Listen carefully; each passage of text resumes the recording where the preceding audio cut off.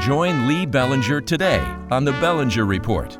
Lee is the publisher of Off-Grid Confidential, one of the last information financial newsletters to be delivered 100% through the mail and completely independent of the internet and big tech scolds.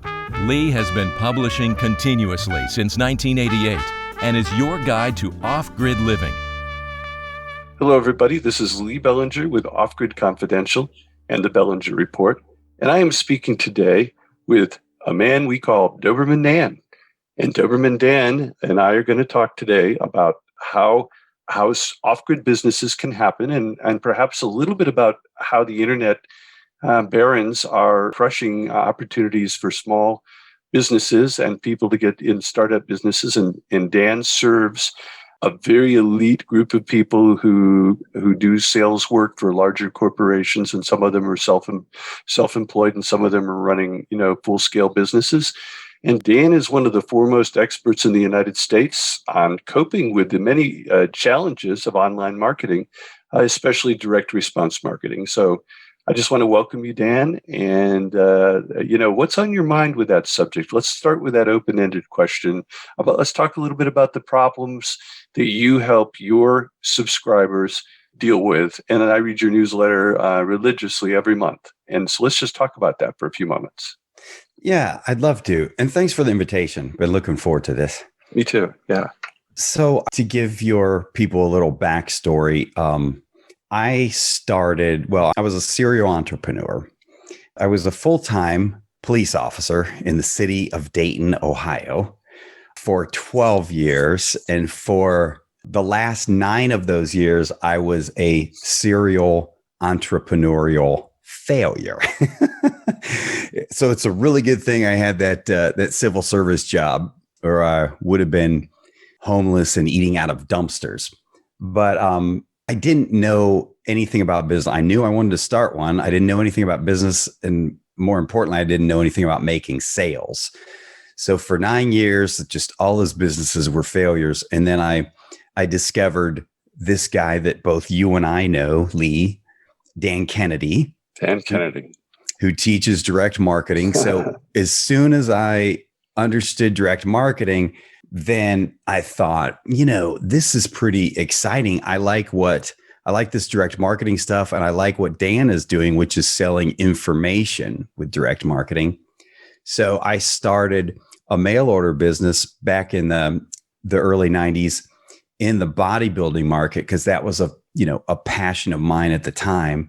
And so I started selling a bodybuilding course with, I started a mail order business selling a self-published bodybuilding course, which, then kind of grew and became a more complete course with audios and videos and other stuff. And then that led to selling nutritional supplements in that market. And so, since the early 90s, that's what I've been doing to support my 2 bad habits of sleeping indoors and eating.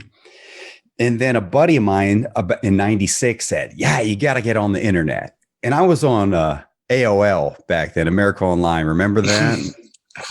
Yes. Let's not date ourselves too much here, Dan. Oh my gosh, this will date us both. Back then they were like blank. Thanks. Thank you for dragging me down with you. I think they mailed everybody in the US one of those floppy disks. Oh, yes. Remember that? And it was free, 30 days free. I just installed this 30 days free. Brilliant. And so I was on America Online, and that was the extent of it. Email America back then was such a big deal. My buddy had an email account, get on the phone. I'm going to send you an email. I said, did it come through? And he's like, yeah, it came through. This is so cool. I'd come home from work and check my email, and it was so exciting. My friend Ben sent me an email, and we're just sending you have mail. That was such a big deal back then. So, but I still didn't really understand the internet. But my friend said, yeah, I need to get on the internet. So I put that bodybuilding business online and started collecting email. I didn't, nobody knew what they were doing back then as far as internet marketing. But what I'd learned in direct mail and from advertising in magazines and generating leads that way, and then following up with direct mail, I just did that in email. I just offered some kind of free report that market would be really interested in to get their email. Then I regularly sent them emails with, with some content. It was basically, for all intents and purposes, a newsletter sent by email with some content, but also offers for products. And it worked. So, I've been doing the mail order business, and following that model for decades now, but I got into the online marketing very early in the game and did that pretty much concurrently. I always used both offline marketing and the online. These days, there are so many challenges happening with the online marketing that I'm encouraging people to start an offline business. And I mean, if you want to get into why, we can, but I'm just saying that. So a lot of people believe that online is like the way to go. At this point, I'm saying, not always. Well, Dan, I have a lot of over 50 customers, buyers, subscribers, readers. And that's one of the most common questions I get is, what are the offline opportunities? And, even if it's just for pin money, they don't even necessarily want to conquer the world. They just want to have a backstop. They want to have some kind of, they're worried about being deplatformed. They're worried about their business model, being under the control of a larger silent partner who can shut them down at a whim. And they're a little, I don't encourage people to be anti-technology, but at the same time, a sale is a sale is a sale. And that's what you're about. And that's what I'm about on that issue. So.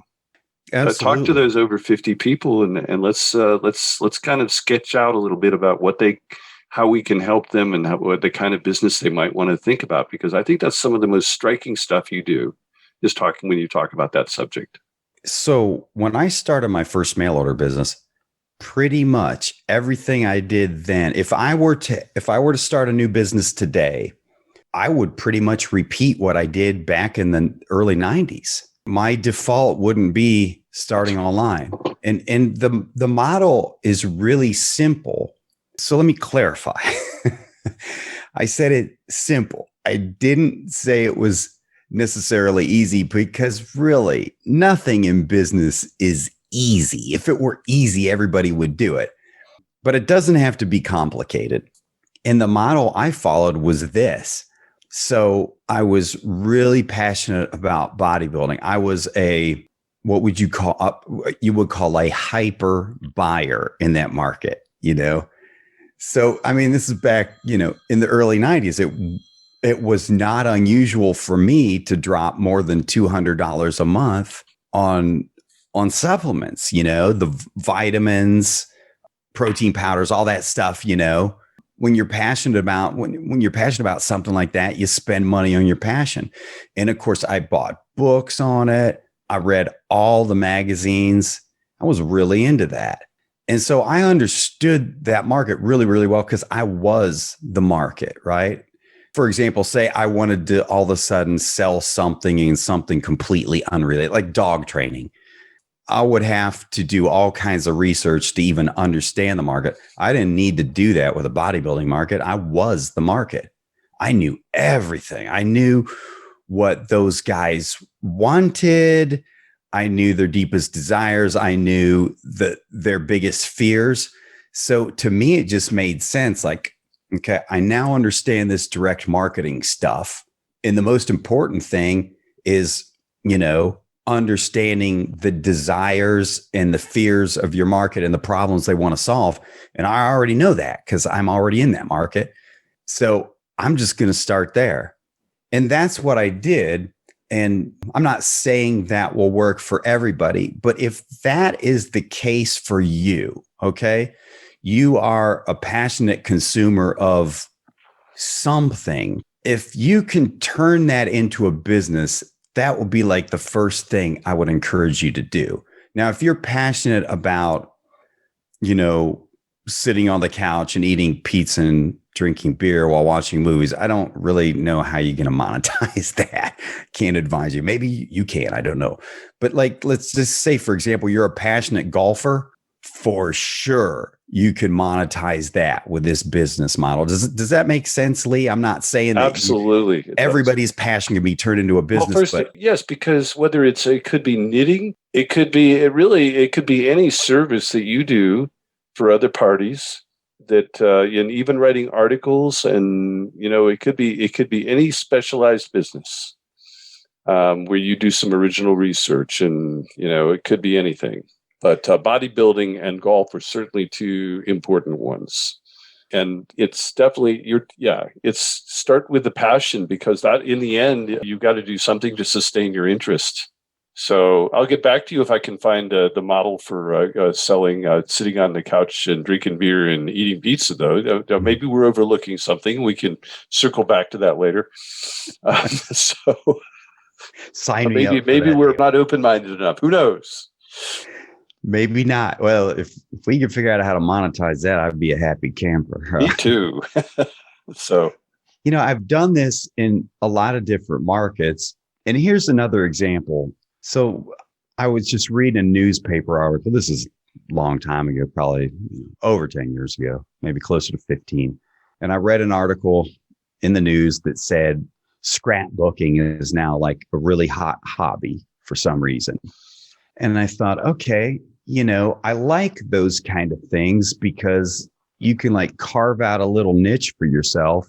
And so I went to the bookstore and got some scrapbooking magazines. And I thought, let me find out about this market and let me see what people who are interested in scrapbooking are buying. Let me check out the ads in the magazines and all that stuff. And, it wasn't a passion of mine. Obviously, I wasn't involved, but I did the research and understood it and put together a product that I successfully sold to that market, because I wasn't really interested in it. I realized after I did that, like, okay, I'm making some decent money, like car payment money, which I'm, don't look down your nose at that.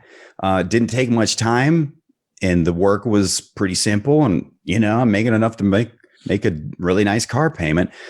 But I thought, but I'm not interested in it. This will not sustain my interest. And when that happens, it feels like work to me. And so somebody acquired that business from me. I sold that business. So you can do both. You can identify little niches and markets like that and make money with it. But I really would like to encourage you to first look to the things that you are already passionate about, because if you can turn those into a business, then I think you'll find it more fun and exciting. And my thought process was when I started that first mail order business, like I thought, worst case scenario, if this thing doesn't make money or doesn't make much money, all the stuff I'm already spending money on, these books and magazines and supplements, will become tax deductions because it's part of the business. That's right. Well, you actually gave me the inspiration for a business idea a couple of years ago, and I'll just run the idea by you. And because I think the next question we need to show people or answer is, how do you get started? So I have an idea on that. So what a health savings account is. Basically, it's tax-free. You get you put money in, it's not subject to taxation. It goes into a health account and you can use it for anything you want that's not covered by insurance. So, and you probably know that, so that's tax-free money. So if you're paying 40% or 35%, so that's an automatic 35% reduction in your medical expenditure. Okay. So most people already have a high deductibility under Obama, you do. So since Obamacare got into effect. So I've discovered that you can reduce, if you do private pay and you need to get an MRI or something like that, you can call around town and get it reduced by 50 or 60%. So you would not have to be a skilled negotiator to do that. So if you've got a client, somebody that has an HSA, so they already have the money in their HSA, so they've already got a 30% discount on the purchase. So you go in and you say, look, we're not going to use insurance for this. And so you got friend A and you go and you say, I'm going to negotiate, because you don't have to be a lawyer. There's no certification required. You can just say, I want to get an MRI I'm calling to get an MRI. And you call the 3 different sources around town and see which one comes up the shortest. So if you get a 30% discount on that, which is a common amount, so you couple that with the HSA, suddenly they've got a 60% discount. And you take X percent. And so maybe a professional negotiator You offer your services to friends and say, let me make these calls for you. We can reduce this. Here, I'll help you set up your HSA, and you can use that money, and then you can do this, and I'll call and you give me a percentage. And really, in the end, it's a 3-call finagle. And you get, and you start with individuals. And, you could do a Facebook business on that because that's it's not ideological, but, word of mouth, Facebook. You could do something like that. You wouldn't go big with it. How do you agree with that? And do you think something like that, where you get started by talking to friends? And let's talk about how you get started in any off-grid business of which you have a passion for. That's a great example. In what you said about using social media or Facebook. In that instance, I don't think you're going to have all the challenges that online marketers have with Facebook, who use it. You're just using Facebook as a communication, method to connect with people. You're not running ads and are under all the guidelines and frustrations that people doing ads with that. So that's a great example of a couple of years ago, a guy I went to high school with who knows a lot about cars. I called him up to ask him some car questions. And he used to work at several different dealerships as a salesman. So he knows like all these insider secrets. And he's telling me all these inside things he knows about how you can basically buy that car at the lowest possible price. There's no way anybody could, without knowing these things, could get that car at the lowest possible price.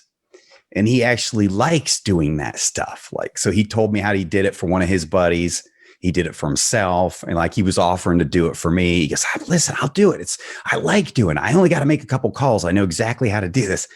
And I'm like, listen, you are sitting on a really good little business there. However you do it, take a percentage of what you saved them over and above, what they would have normally bought the car at. Opportunities like that are all over the place. And like you pointed out, really all you need is a way to communicate with some people and reach out to people you already know in a telephone.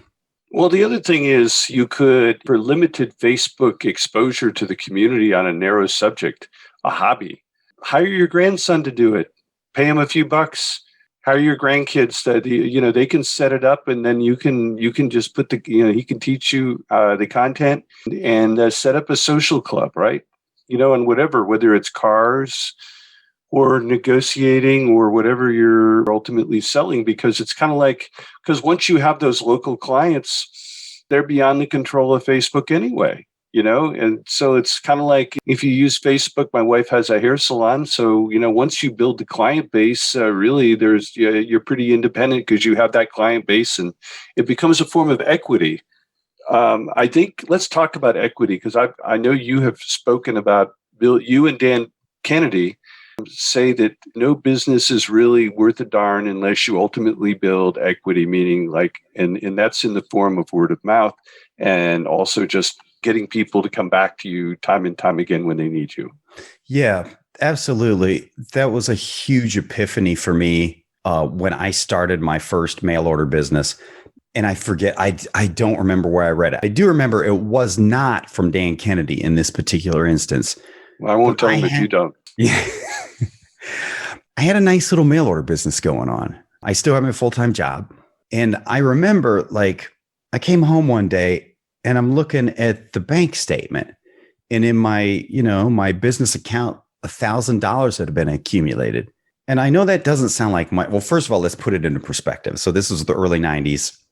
These facts much better than I do, Lee, because you talk about it all the time in your newsletter. But I think, inflation factored in $1,000 in early 1990 money is, I think, equal to 50 million in today's money. Or maybe my numbers are off.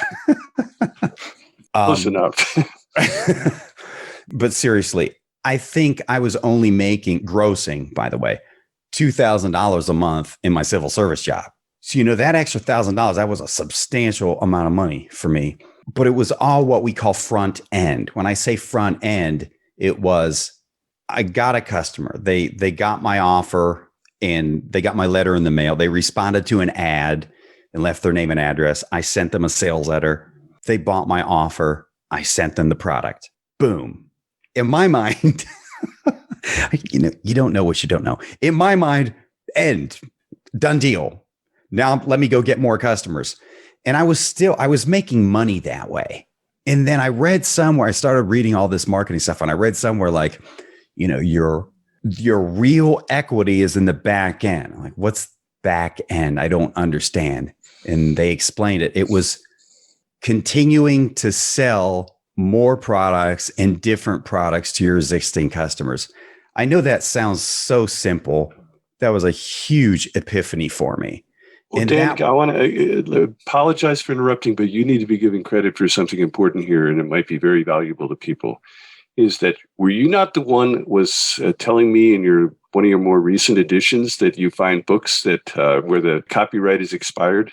Yeah. And repackage that, and you taught people how to do. You're telling your customers, you really deserve credit. It was worth the interruption to tell people about that little breakthrough of yours, because that's the kind of outside the box thinking that you have to have with these types of issues. Would you please explain that just a little bit for our audience? Because I think this is important. Yeah, I'm glad you brought that up. And I apologize that I don't have the information in front of me, but I can send you this link that you can share with your subscribers, because there's a link you can go to check for publications that are out of copyright. In other words, the copyright has expired. And so what that means is you can take that content and do with it what you want. It is considered public domain. You can repackage it as is, word for word, and sell it as your own product. Create. Where the heck did you get that idea? I have to give You're credit. a wild man. You're a wild man. How'd you do that? So I have to give credit. I first heard about this from an independent publisher named Ted Nicholas, and I know you know who he is. Of course. Yeah, Ted Nicholas. Yep. So this was probably back. I first heard it from him, probably back in the 90s. And I thought, that's brilliant. It is, actually. And I even took that idea and created some additional content for my bodybuilding course with that, using this old content that was all old, what do they call it back then? Physical culture stuff from these old physical culture writers like Bernard Fadden and all those guys, and just basically taking that content, repurposing it into a report, and including it as part of my product. And because the value went up, I was able to increase the price of it. That's, speaking of simple entry into a business, that's a pretty good way to do it because there's no product creation required. And the other thing, and I'm a content developer myself, and one thing you can do is take chapters out and create different report names so you get the illusion of more volume. Meaning, so you have a broader range of reports that one of which might stick. If you've got 8 reports, there's a chance that 1 or 2 of them might stick. You don't want to have 15. That's too many. But if you have 6 to 8 reports and 2 of them are really terrific, must read, and the rest are pretty good. And, you can sometimes you take chapters and turn them into the book. Sometimes you take the book and turn them into the chapters. The ocean becomes the drop, and then the drop becomes the ocean.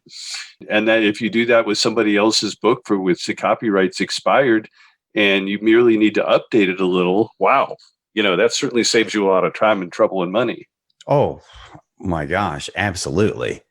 Another easy way to come up with a product to sell without you having to do any work is to find an expert in some topic, that what I tell people is, there's a lot of people like using the internet for research, and there are ways to do that. If you want to get a quick feel for a good market that you can go into, what I like to do, just go to the bookstore and look at the magazines. And if you see there's a magazine being published in a certain little niche or market, it's a darn good indicator you can make money there. If there's more than one magazine published in that market, there's a really good indicator that there's certainly enough demand to make money there. And then find an expert. I'll go back to my bodybuilding example. Back when I started in that market, there were probably 6 magazines, maybe more. So, you could make a really good living in that market. Find an expert. Most experts who are really good at what they're an expert at, but they're either 100% ignorant about marketing or they're really, really bad at it. and, just approach them and say, I'd like to interview you about this topic. And, I'm going to create a product out of it and make an arrangement with them. You can pay them for their time. You can pay them in exchange for the interview. I've had people who've done the interview free, knowing full well that I'm going to sell this as a product because they want the exposure. And so that's another quick product creation method. Dan, I actually got this, I kind of touched on something, but there's a couple that works, the Christian couple, and they come out and they sell elderberry jelly. Elderberries are really, really healthy. They're quite of the health phrase, and they're selling these jellies. And they also make wine. And that's something I could sell. It's something where you can go and repackage their stuff, but their whole ambition is to sell it on the side of the road on Saturdays. And there you are. So you find all the research on why elderberry is excellent for you, and then you sell it locally.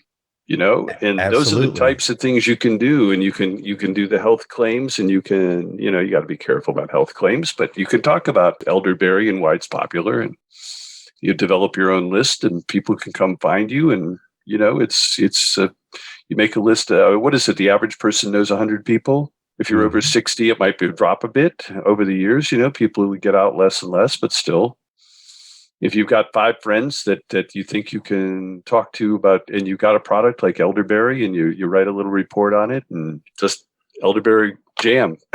Absolutely. So we're just throwing out ideas here, but these are, and of course you should always pay your taxes. Just because you can you can sell something without anybody ever knowing about it doesn't mean you shouldn't pay your taxes. That's up to you and how you handle that. So I always recommend you pay your taxes, but nonetheless, the chances of keeping pure privacy in a scenario like that is pretty good. Pretty darn good in a business like that. Yeah, sure. And there are tons of opportunities like that. I've not done a lot of that, but I've approached people in the past who have products and asked, hey, would you be willing to give me the mail order rights to your product? Whatever you're doing with your product, you keep doing. I don't want to interfere with that. I just want the rights to sell it by mail order. I've found most people receptive to that. And just so the audience know, that practice is called whitelisting. So you don't interfere with the people who are providing it, and you become a revenue stream for them, and you're off to the races. There's another opportunity I want to mention. So the end of last year, I started mentoring a small group of people. I call it my protege program. And in a nutshell, here's what I'm teaching them. By the way, there's always been a big opportunity for this, but believe it or not, since COVID, the opportunity is even better. And what I'm teaching them is there are so many businesses that don't grasp that concept we talked about a few minutes ago of the back end. Remember when I said I had the big breakthrough? Your equity is selling more stuff to the customers you already have and continually doing that. A lot of business owners are they either don't understand it or they're just not good at doing it. And brick and mortar business owners especially are guilty of that. So there's a big opportunity there to contact, let's just say, so I taught this to a guy in Canada, and he, for some reason, I don't remember why, but he decided to specialize in jewelry stores. So he started contacting jewelry stores and said, listen, if I put together a program for you that, we could, we'll talk about it. Maybe we could sell some of your inventory that hasn't been moving, or if you've got an excess of inventory of stuff, I'll put a program together to sell that, or just in general, I'll sell more products for you in general. If I could put that together for you and do the work, would you give me a commission based on sales? And a bunch of them said yes. And so what he did, all he did was he used various ways to contact that business owner's customers and make them a special offer, and how he chose to do it was like a special event at the store, like coming in between these hours, after hours, we're having an event for our VIP people, there's special deals, blah, blah, blah. He contacted the customers. So they got him in the store, the business owners, employees took over from there, and he got a piece, he got a piece of of the action. You got a commission based on the sales. And there's a variety of ways to do that. He chose to do that, with his special VIP customer events, but you could do it by sending direct mail to the business owners, best customers. And, it's really simple to do, but most brick and mortar business owners are not doing it. So they're leaving a ton of money on the table every month. You can help them scoop up that money and, keep a portion of it for yourself. Sure. Yeah, because there's a local store that it's a very small, non-aligned vitamin store, which is very difficult to do. This guy's selling vitamins, and it was next to Gold's Gym, and then Gold's Gym moved, and he was alone, and he lost all the traffic. And this guy's a devout Christian, so and he was like, I'm trusting my success of my business to the Lord, and the Lord did provide for him, because every Christian for 50 miles around drops what they're doing to buy from this guy. And I think it's awesome. And I mean, what a wonderful story. He just had faith, and he just got these people buying from him. And I said, I went up to him and I said, are you keeping the names of the people who come and buy from you, and you send them a postcard? If I didn't have so much to do, I'd do postcards for them. I'd say, let's get the names of all your customers and send them a postcard and tell them that you've got a sale on some stuff, but they're coming and buying from him. And, he would amplify his business by a factor of 3 if he did that, in my opinion. Oh, And you could be a small business consultant going around to retail stores and saying, let me do a postcard for you, and we'll send it out. And, let's start collecting the names of everybody. I saw a cigar bar like that. They've got a cigar bar, which should be an extended social club, for goodness sakes. Let's tell people that you're going to have a special night out, and not just do it online, but send them an actual postcard, invite them, tell them, get a local celebrity to come in. You got a guitarist coming in, whatever you're doing that night, so like you say, these small businesses, they leave a lot of money on the table because for whatever reason, but if you come in and you don't have anything better to do, and you're trying to find a little business to get started, you can read about postcards and how they're designed, and people like getting stuff in the mail. So there's just a whole lot going on that an average person can do if they decide they want to try. There's a lot of opportunity there.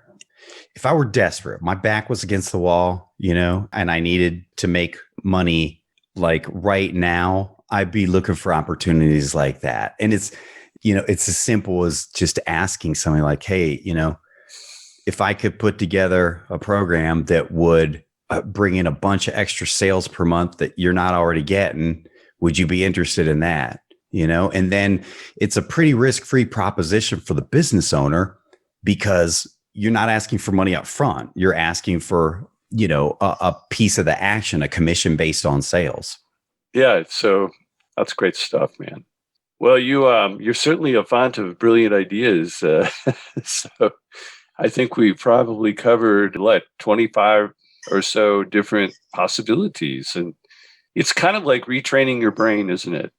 To start looking for gaps and things that people miss. And sometimes it's easy to miss opportunities in your own business because you've been dealing with it, and absolutely. And there's opportunity all around. You just have to constantly have your antenna up. Is there anything that I've missed in my questions that you might want to add to this conversation, and also your contact information? No, not that I think of. I think I pointed people in the direction of it's stuff that I've done in the past and I would do again. They're all good opportunities. Yeah. So what's your website address if people want to learn more about what you're doing? Yeah, it's dobermandan.com. So Doberman, like the dog, DOB as in boy, ERMANDAN.com. And I've got a ton of articles up there, a lot about business and marketing. And there are a few little opinion pieces there too. But yeah, a lot of really good marketing information on that site. That's great, Dan. Well, it's great talking to you. Doberman Dan, Dobermandan.com. And I really enjoy your newsletter every month. It's awesome to read.